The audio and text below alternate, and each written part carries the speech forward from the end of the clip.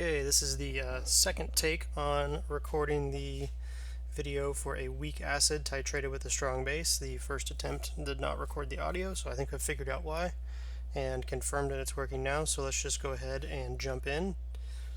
The first one we did, the first part, so this is part two, the first one was a strong acid and a strong base. This one will be a weak acid with a strong base, so we're always going to have some strong component in there. And in the graph on the right, you can kind of see we've shown what this titration is going to look like in terms of what the pH will be when we're adding our titrant. And you can kind of see in the blue there, I've shown what the strong acid, strong base looked like, so it's kind of copied over. And we can compare that to the weak acid, strong base, where we can see we initially start at a higher pH at point A, so our pH for these first calculations for point A should be higher than what the pH would have been for the strong acid, strong base. And then we're going to transition through the buffer region. And so as we go through that buffer region, the pH doesn't really change very much because we've created some of the conjugate base, which can now react with our weak acid, or when we add our base, the weak acid reacts with that. And so it kind of buffers that pH change instead of just letting it change directly. After the equivalence point, point C, so we can see the equivalence point in this case is higher than 7, so for our strong acid, strong base, the pH at the equivalence point will always be 7. In this case, for a weak acid, strong base, the pH will always be above 7. So when we get to part C, we should confirm that the pH is above 7. And then finally, part D looks exactly the same as a strong acid, strong base, because we're essentially just adding hydroxide, and there's really not much difference between there. We're just adding hydroxide and increasing the concentration. So we'll start with part A. I want to know the pH before we add any hydroxide. So that's just a weak dissociation, weak acid dissociation in water. And I kind of skipped over it, but our weak acid in this case is propionic acid, and we're just going to abbreviate that as HA, and its Ka is 1.3 times 10 to the negative fifth, and we'll be titrating that with 0.1 molar sodium hydroxide. So part A, before adding any of the sodium hydroxide, it's just a weak acid dissociation in water.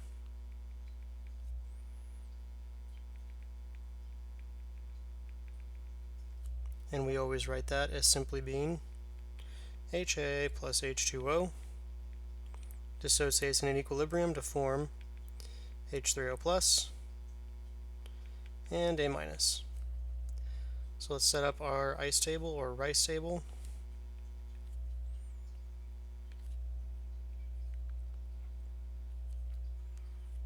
The water drops out, we don't worry about that part. Our initial concentration of HA was given as 0.100 molar, and these are essentially 0 or really 0. We have to go to the right, so we're going to lose X from both sides and gain it on the products.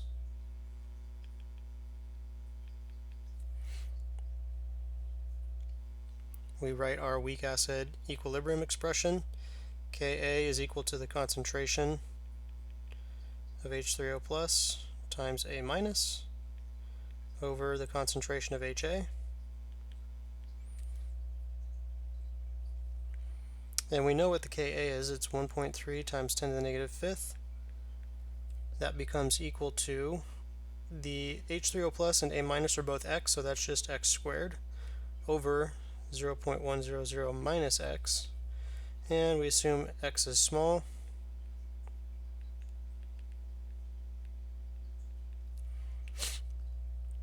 And in the interest of time, I'm going to skip some of the rearrangement. You should be able to do these on your own. If I multiply both sides by 0.1 and take the square root, we'll end up with solving for X. And I'm just going to write a reminder of what X actually is. It's the H3O plus concentration, because we're trying to calculate the pH during this step. So we need the H3O plus concentration for that. And X is equal to the square root of 1.3 times 10 to the negative fifth times our 0.100. So we end up with X is 0.00114 molar. So we want the pH. The pH is just the negative log of the H3O plus concentration, so that's negative log of 0.00114 and we get a final pH of 2.94.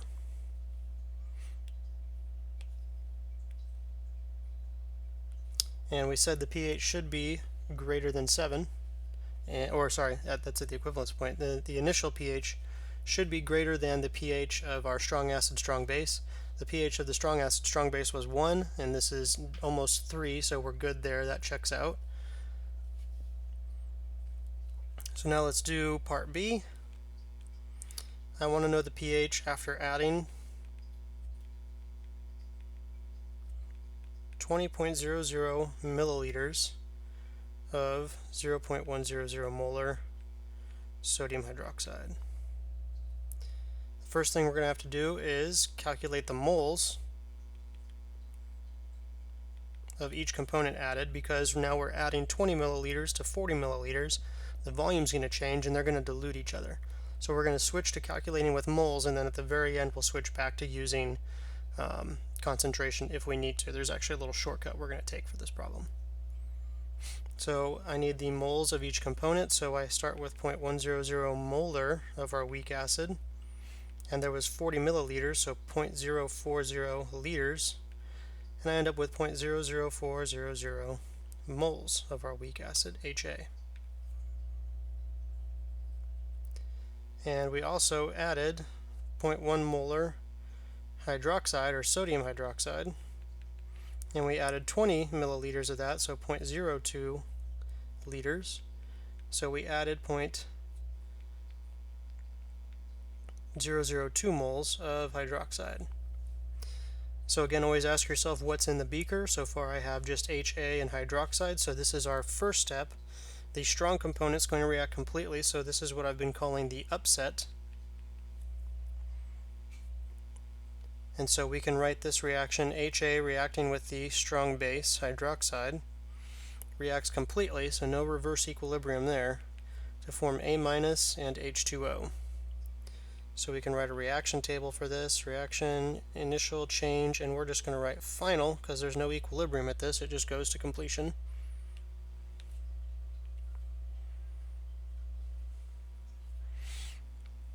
So initially we had 0.00400 moles of HA and 0.00200 moles of the hydroxide we added, and we don't care about the water, and the A- is 0. So the reaction is going to go to the right, and because the hydroxide is our limiting component, we're going to run out of that first, or our limiting reactant. We react all of that completely away,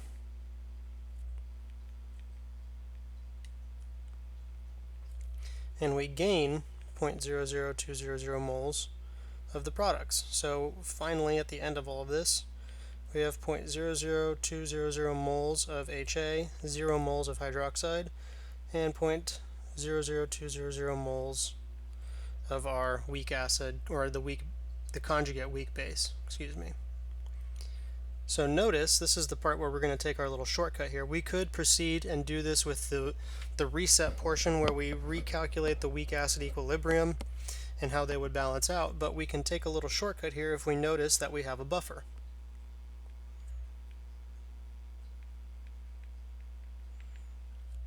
We have a weak acid and its conjugate weak base, and they're in relatively equal amounts. They're actually in the exact equal amounts.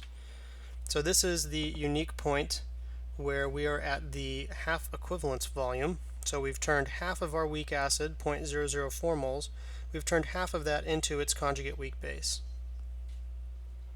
Since we have a buffer, we get to use the Henderson-Hasselbalch equation. So we can come back over here and say the pH is equal to pKa plus the log of the concentration of A- over HA. And notice this is concentration terms, so we would have to calculate molarities again, but it's a ratio of concentration. So both of these would be over the new volume of 0.06 liters. We added 20 milliliters to 40 milliliters. But we would be dividing the amount of moles each by the same volume. So it would be the A- concentration, or the moles of A- here, divided by 0.06 liters, and the same thing with HA, divided by 0.06 liters. So there's really no change in the volume. Those terms would cancel each other out. and we're simply left with, so let me make a note, the volume term cancels out, and so we can just use moles.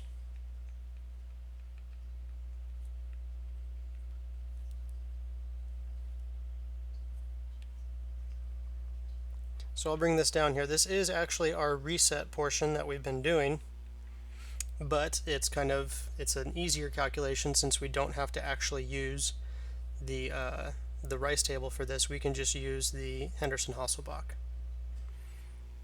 So our pH is equal to the pKa. Remember, the pKa is just the negative log of Ka, so I'm just going to do negative log of 1.3 times 10 to the negative fifth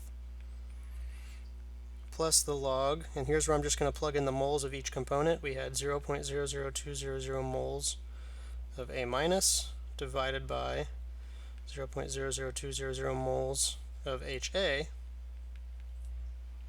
And again, we could have divided both of these by the new volume to get the concentrations, but the volume terms would just cancel. And in fact, these just cancel anyway. So these two are equal to 1.002 over 0.002 is just equal to 1. So this whole term, the log of 1 is 0. So this whole term becomes 0. And this just turns into the pH is equal to the pKa. And the pKa, the negative log of 1.3 times 10 to the negative fifth, is just 4.87. And we're done. So we'll make a note here from all this that happened. We're at the half equivalence volume, which means we've turned half of our HA into A minus, which means that HA and A minus are equal to each other. We call this the half equivalence point. At the half equivalence point, the Henderson-Hasselbalch reduces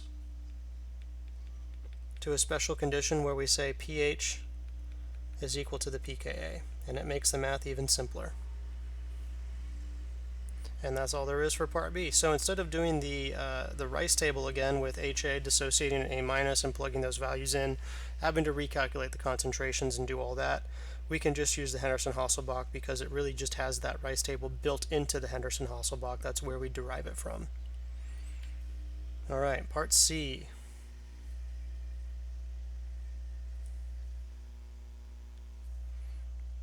Now I want to know the pH at the equivalence point. And if you remember, the pH of the equivalence point should be above 7 for a weak acid, strong base, and we're going to see why now. We're going to prove it. So we had 40 milliliters of 0.100 molar sodium hydroxide added to our 40 milliliters of 0.100 molar weak acid HA. So let's just prove we're at the equivalence point. The moles of HA is the 0.040 liters times its molarity. And that gave us, earlier we got 0.00400 moles of HA. And at the equivalence point, the moles of the acid and the moles of the base should be the same. So we calculate the moles of the base, in this case hydroxide. We added 0.040 liters of 0.1 molar. So notice we're adding the same amount of the same concentration. We added sodium hydroxide, and so what we end up with 0.00400 moles of OH minus. They're the same. We are at the equivalence point. So let's look at this upset reset calculation again. Our first upset is that we've added strong base to a weak acid, so it's going to react completely. So that's our upset. And that reaction is HA with our hydroxide reacts completely to form A minus and H2O. So we'll set up our rice table again. It's not really a rice table because we're not reaching equilibrium. We're going to a final point where the reaction has gone to completion. We started with 0.00400 moles of both of these components, so you can see they're both the limiting reactant. We don't care about the water. So these just react completely with each other.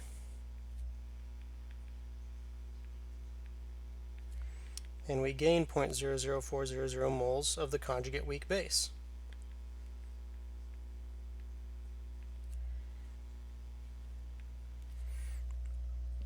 So now we've upset this equilibrium by reacting completely all of our HA into A minus, which, if you remember from this weak acid, that the weak acid doesn't want to actually dissociate into A minus. It would prefer to stay as HA. Well, we've just turned all of the HA with a strong base into A minus, so it's going to want to come back the other direction and form some of that HA. So we're going to rewrite that equation in a second, but first we need to actually calculate the concentration of the A minus. Right now we just have moles, so let's do 0.00400 moles of A minus over the new volume, which was 0.040 liters plus the 0.04 liters of the base that we added. So the new volume would be 0.08 liters or 80 milliliters, and this ends up being 0.050 molar HA.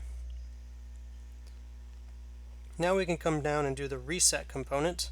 Again, now we've disturbed this equilibrium. It had everything nice and balanced. We added a strong component that, in this case, reacted completely with the weak acid and turned it into A minus. So that A minus is going to want to dissociate with water or react with water and reform some of that HA. And we end up forming HA and some more hydroxide. Remember, there's no hydroxide there either, so it's going to form some more hydroxide, and that's fine. Now this is an equilibrium again, so we can use our Rice table. We had 0.050 molar, the water we don't care about. These are both at 0 again, so the reaction has to go to the right. And we end up with 0.050 minus X, and we're gaining X on this side. Now notice this is a weak base reacting with water, so instead of using Ka, we have to use Kb. So let's write the Kb expression really quickly. Kb is going to be equal to the concentration of HA times the concentration of hydroxide over the concentration of the conjugate weak base. And we have to remember that we can get Kb from Ka because Ka times Kb has to equal Kw, or 1 times 10 to the negative 14th. So Kb is equal to 1 times 10 to the negative 14th divided by Ka. So we resolve for Kb, so we get Kb is equal to 1 times 10 to the negative 14th divided by 1.3 times 10 to the negative 5th. And this ends up being 7.69 times 10 to the negative 10th. So we'll plug that in right back up here. 7.69 times 10 to the negative 10th is equal to, now we plug in HA and OH minus back here in our expression, and we end up with X squared, because they're both just X, over 0.05 minus X. And again, we assume X is small.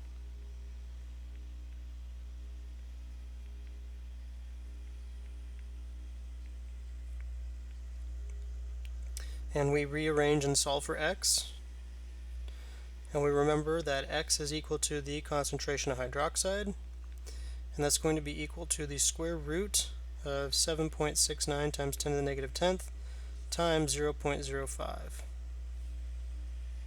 So we wind up with X is equal to 6.20 times 10 to the negative 6th.